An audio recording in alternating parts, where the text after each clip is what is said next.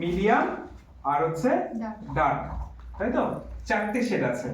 তাহলে ফেয়ারের থেকে এক ড্রপ যদি নিই আর ডার্কের থেকে এক ড্রপ নিই তাহলে কি টোন আসবে? মিডিয়াম। না, লাইট টোন আসবে। ডার্ক। লাইটের থেকে এক ড্রপ নিই আর ডার্কের থেকে এক ড্রপ নিই তাহলে কোন টোন আসবে? মিডিয়াম। মিডিয়াম আসবে।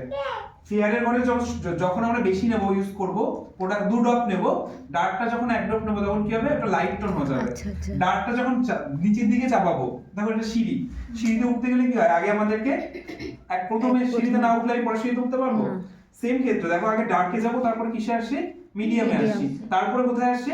লাইটে আসি, তারপরে ফেয়ার আসি। ফেয়ারটা আমার বাদ দাও, ফেয়ারটার কোনো খুব একটা পাওয়া যায় না। আমার কাজ হচ্ছে লাইট টোন, মিডিয়াম টোন আর ডার্ক টোন। এবার এখানটায় আমরা কনসিলারটা করব, যেখানে স্পট আছে, ব্রোনো আছে, সেই জায়গাটা আমরা একটু ডার্ক কালার ব্যবহার করব।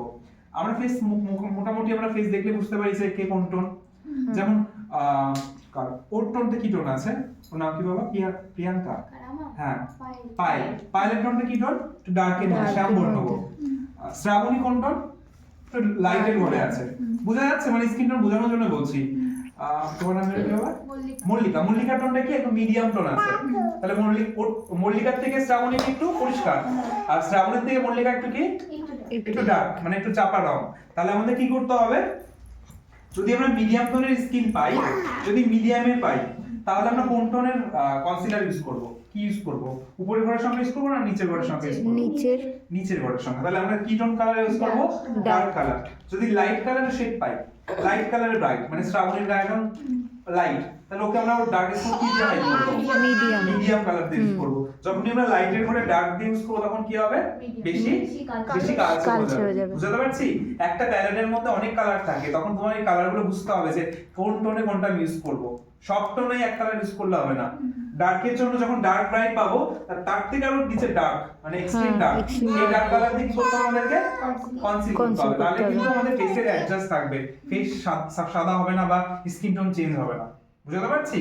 আচ্ছা, এবার ফাউন্ডেশনের শেড কটা বললাম আমি তাহলে? লাইট, চারটে। Fair, light, medium, dark. আমাদের কিনতে হবে লাইট আর ডার্ক, ঠিক আছে? এবার দেখো ফাউন্ডেশনের শেডগুলো কি হয়? NC 20,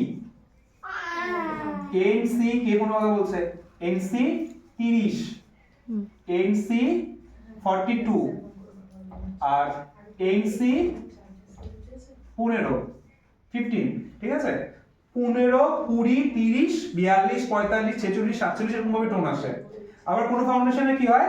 151, 210, 320, 325, 1.5, মানে ফাউন্ডেশনের শেডগুলো এইভাবে তৈরি হয়।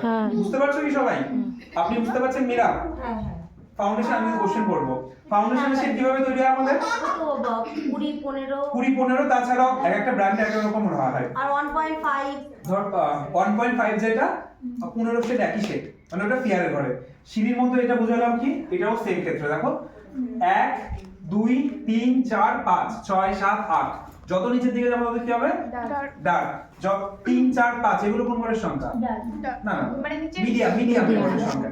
1, 2 এগুলো কোথায় আছে? তাহলে এই একের ঘরের সংখ্যাটা কোন ঘরে আসছে? কোন ফাউন্ডেশনে আসছে? ফেয়ারে আসছে। ফেয়ারে আসছে। 1, 2 ফেয়ারে যাচ্ছে। 2, 3 কি? 2, 3, 4 এগুলো কিসে আসছে? লাইটে। 4, 5, 6 কি হচ্ছে? মিডিয়ামে আসছে। আর ডার্কে কত আসছে? 7, 8, যত নিচের দিকে যাচ্ছে তত কি হচ্ছে? ডার্ক শেড হচ্ছে। তাহলে এবার তোমাকে বুঝতে হবে তোমার কোন টোন। লাইট টোন হলে তখন আমরা কোন সংখ্যাটা নেব? এই লাইট টোন 20, 25, 26, 28, 2.5। আচ্ছা, এই যে 1.5 যেটা তুমি বলছো, 2.3 আছে, এরকম অনেক আছে। তো কি করে বুঝবো যে এটা টুর ঘরের সংখ্যা থাকলে? হ্যাঁ, লাইটে ওটা দেখলে বুঝতে পারবে যেটা লাইট শেড। আচ্ছা, টুর ঘরের সংখ্যাটা কি হচ্ছে? লাইটের থেকে একটু ডার্ক হচ্ছে। হ্যাঁ, মিডিয়াম হচ্ছে। আচ্ছা, ওইভাবে 1, 2 করে। আচ্ছা, এবার বুঝতে পেরেছি। কেটে দেবো?